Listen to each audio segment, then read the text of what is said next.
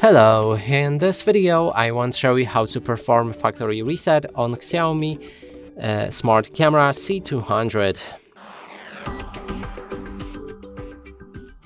To do this, first we'll need to click on the three dots in the top right corner of the app and remove it from the account. So here on the bottom you can find delete device. Click on OK to confirm it.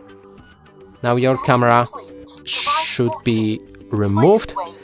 And factory reset will basically be finished, since the camera is automatically resetting to its factory settings after you remove it from the app. But if not, if you don't get the notification that I got a second ago, you can find the reset button right here. Just stick the SIM ejection tool in there and reset your device.